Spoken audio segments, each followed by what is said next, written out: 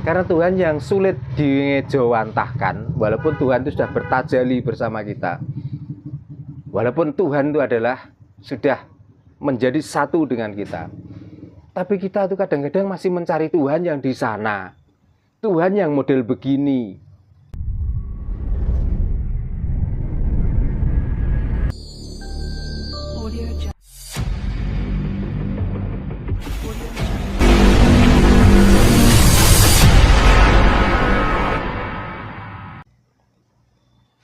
Makanya dalam ajaran Kapitayan, gembirakan hatimu, terima apa yang ada dalam dirimu untuk hari ini, saat ini, dan di sini. Maka kalau bisa manusia itu jangan pernah memikirkan besok. Yang kita pikirkan ya hari ini, saat ini, dan di sini. Supaya apa? Supaya kita tuh bahagia. Supaya kita itu percaya diri dan kita menerima ciptaan Tuhan sebagai manusia. Tapi kebanyakan manusia kan tidak. Agama diciptakan sendiri, dikerjakan sendiri. Tapi nanti tuntutannya minta kepada Tuhan. Ini loh. Kan yang membuat rusak hati dan pikiran kita kan gara-gara itu. Karena apa? Ya karena sejak kecil kita sudah mulai disuguhi ajaran-ajaran seperti itu. Jadi kalau melakukan ini akan mendapatkan pahala dan besok setelah mati kamu akan mendapatkan ini. Mulai kecil sudah dijajeli dengan dogma seperti itu. Maka kita terlena akhirnya. Makanya walaupun kita itu orang Jawa, banyak sekali para kasepuhan yang sudah mengajarkan tentang tatanan dan Kapitayan Jawa. Kok hidup kita itu masih morat-marit, hidup kita enggak tertata, pikiran kita masih kotor, hati kita enggak senang. Sering kali saya sampaikan, itulah tandanya kalau orang itu masih berselingkuh dengan Tuhan. Makanya sekarang jangan pernah berselingkuh dengan Tuhan. Artinya gimana? Karena Tuhan yang sulit dingejawantahkan, walaupun Tuhan itu sudah bertajali bersama kita. Walaupun Tuhan itu adalah sudah menjadi satu dengan kita. Tapi kita itu kadang-kadang masih mencari Tuhan yang di sana. Tuhan yang model begini. Tuhan yang ini, Tuhan yang itu. Apalagi kalau orang itu sudah mengenali Tuhan yang jahat itu. Akhirnya hidupnya malah nggak bisa senang, malah takut.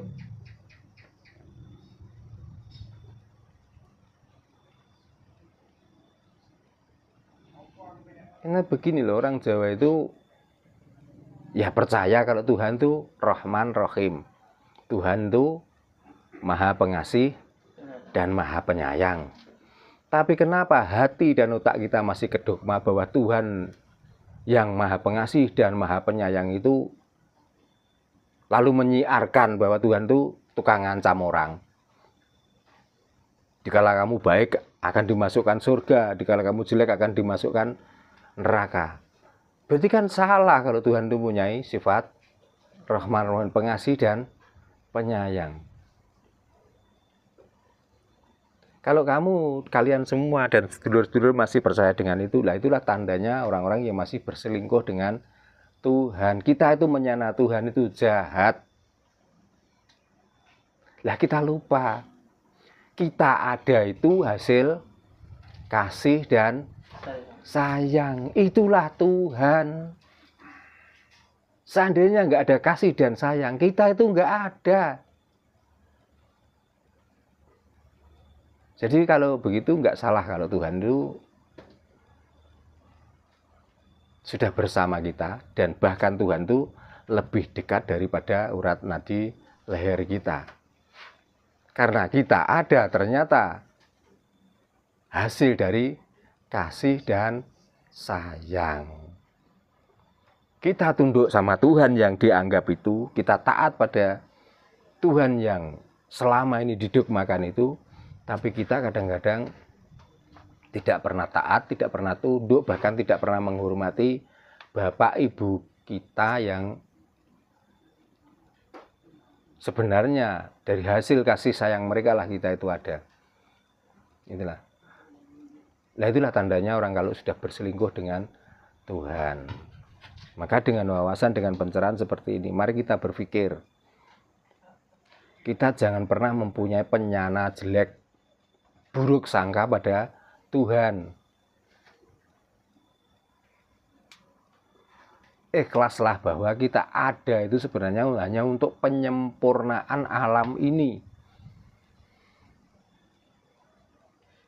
Bukan kita dituntut untuk ibadah, bukan kita dituntut untuk sholat dan lain sebagainya. Karena ibadah dan sholat itu adalah tanda nikmat kita atau menikmati hidup yang sudah nikmat ini, yang semuanya sudah diberikan oleh Tuhan. Maka kenikmatan itu kita aplikasikan atau kita lakukan yang namanya sembahyang, yang namanya semedi, yang namanya ritual dan lain sebagainya. Makanya mari kita aglar pandam muncar. Kalau kita sudah aglar pandam muncar, apa tadi syairnya? Akhirnya ong. Ya. Kalau sudah ong, ya itulah Tuhan. Karena Tuhan itu sulit dibayangkan. Tuhan datang kena kinoyo ngopo. Maka kalau kita membicarakan tentang ong, artinya bulat. Maka kalau bulat, coba nanti mengambil pulpen atau petelot ya. Kita menggambar bulat. Dari titik awal sampai nyambung ke titik awal lagi, nanti dicari mana batas titik tadi. Kalau bulat, apakah kita menemukan? Dan di dalamnya titik bulat dinamakan kosong kan? Maka orang Jawa mempunyai pedoman bahwa Tuhan niku ono tapi ora ono, ora ono tapi ono. Ya itulah yang dimaksud di dalamnya adalah bulatan, lingkaran bulat itu. Tapi kalau kita menggambar garisan yang ada sudutnya dengan kotak-kotak, akhirnya kita bisa tandai bahwa oh ini di pojok sini, berhentinya ini di pojok sini. Nah sekarang tinggal kita mau bertuhan yang bulat itu atau Tuhan yang bentuk kotak-kotak. Karena selama ini kita didogma dengan Tuhan yang bentuk kotak-kotak. Itu masalahnya. Nah padahal kita sebelum ada Tuhan yang kotak-kotak, kita sudah diajarkan Tuhan yang berbentuk bulat, ya artinya ong itu.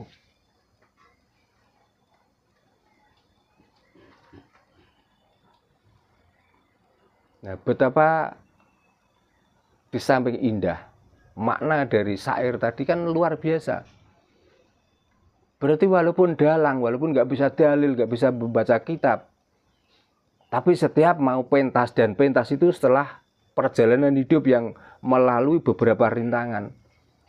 Maka di dalam suluk yang syairnya miat langening kalangian, artinya apakah itu setelah perang gagal atau setelah satrio mau menuju ke suatu tempat yang diutus oleh raja itu tadi, di dalamnya ada penghalang,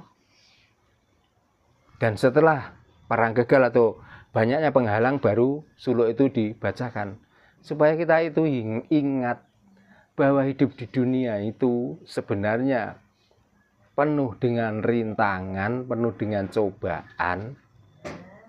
Karena apa? Ya karena untuk mencari ong itu atau kebutuhan atau sibuknya orang mencari Tuhan.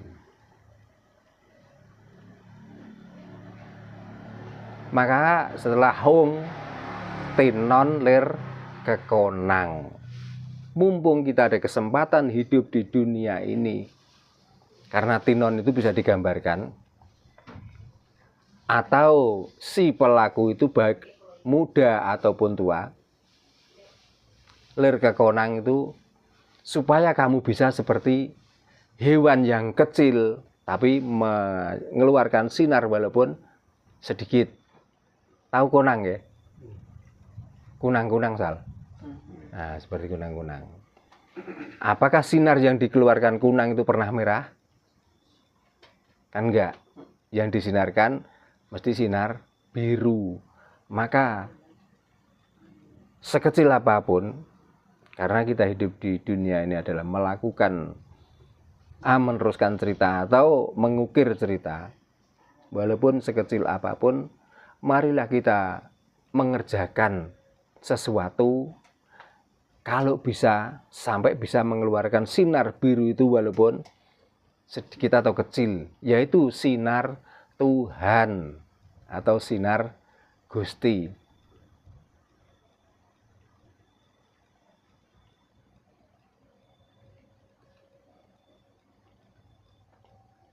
Dan setelah itu dilanjutkan surem sorotetan padang.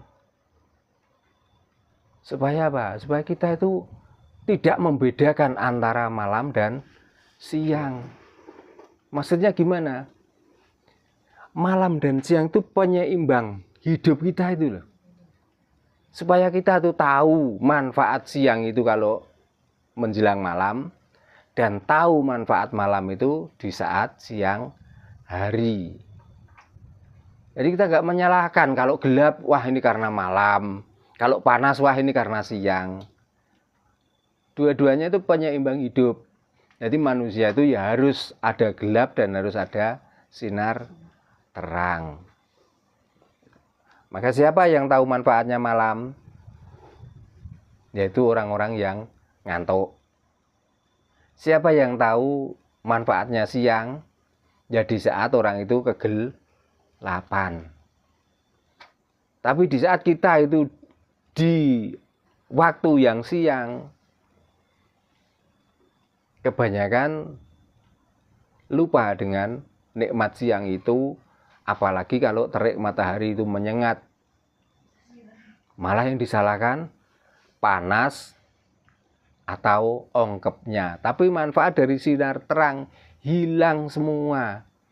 Nah, itu juga salah satu tanda bahwa kita itu sebenarnya berselingkuh dengan Tuhan.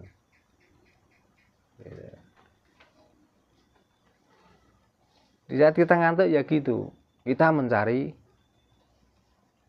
malam itu. Seandainya nggak ada malam, terus siang terus, enak memang tidur siang.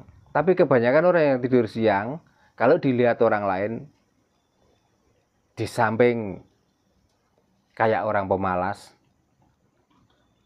dan orang yang memperbanyak tidur siang, artinya menghalangi rezeki pada orang itu sendiri. Di surem sorotetan padang, kasoroting kasorot lan pajaring. Lah orang yang bisa menerima keberadaan siang dan malam, artinya orang yang sudah bisa membuka tabir dalam hatinya dan bisa menerima kenyataan itu, dan dia menikmati tentang hidup ini dan percaya bahwa kita manusia bukan hewan. Itulah orang yang telah mendapatkan kasorot lan pajaring.